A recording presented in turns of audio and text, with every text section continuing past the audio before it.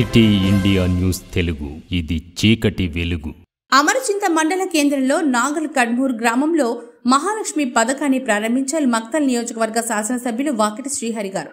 ఈ కార్యక్రమంలో మాట్లాడుతూ ఎన్నికల్లో మీకు ఇచ్చిన మాట ప్రకారం తెలంగాణ ప్రభుత్వం 6 గ్యారంటీలను ఒక్కొక్కటిగా ప్రారంభిస్తుంది. గడిచిన ఈ కొద్ది కాలంలోనే మహిళలకు ఉచిత బస్సు ప్రయాణం, 200 యూనిట్స్ వరకు కరెంట్, అర్హులకు 2 లక్షల రుణమాఫీ మొదలగు వంటివి ప్రారంభించింది. అందులో భాగంగానే నేడు అభయహస్తం కార్యక్రమం ద్వారా కేవలం 500 రూపాయలకే ఎల్పీజీ సిలిండర్ను అందించాలనే లక్ష్యంతో మహాలక్ష్మి పథకాన్ని అమలు చేస్తోంది.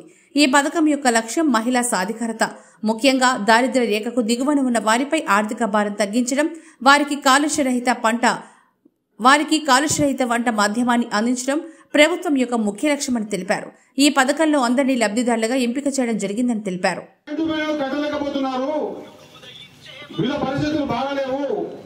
నాగకడుమూరు కానీ మిగతా 6 గ్రామాలు ఏదైతే చదివినాం, మస్తిపురం కానీ, ధర్మపురం కానీ, చింతరెడ్డిపల్లి కానీ, కొంగనూరుపల్లి, పామరెడ్డిపల్లి కానీ, ఈ గ్రామాలంతా వ్యవసాయం చేసుకునేటోళ్ళు, వ్యవసాయ కూలీనాలు పెట్టేళ్ళు.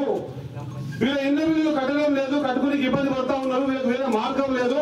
మీరు ఆశీర్వాదం చేస్తే 200 యూనిట్ల లోపల ఉన్నటువంటి బిల్లులన్నీ కూడా మేమే కడతామని చెప్పినాం. ప్రభుత్వమే కడుతుందనే మాట మీరు పూర్తి చేస్తా ఉన్నాం.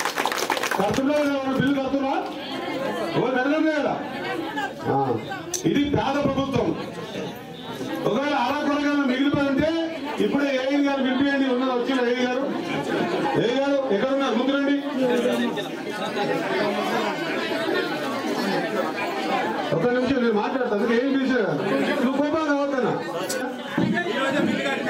ఆ బిల్లు రసీదు కడి, ఆ రసీదు కడి.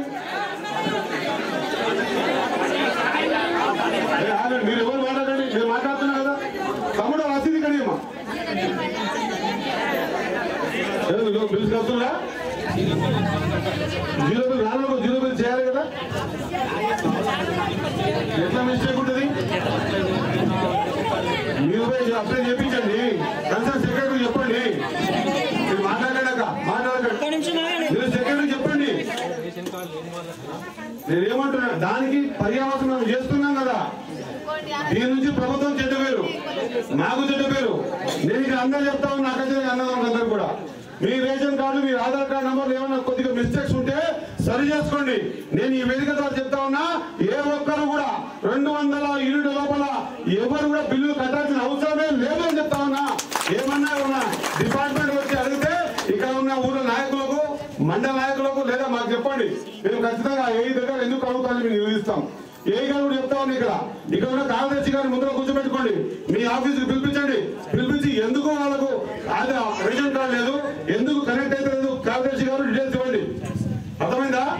ఏ ఒక్కరు కూడా 200 యూనిట్ల లోపల ఉన్న కూడా బిల్లు కట్టాల్సిన అవసరం లేదు. ఇది ప్రభుత్వం చాలా ఇజ్జత్ మీద తీసుకున్నట్టు మాట. పేదవాడు ఎవరు బిల్లు కట్టరాదు. ఇట్లా కట్టిన తెలిస్తే ఏ గారు చాలా సీరియస్ గా ఉంటుందని తెలియజేస్తా ఉన్నా. ఇది మళ్ళీ జరగకూడదు. రెండో మాట.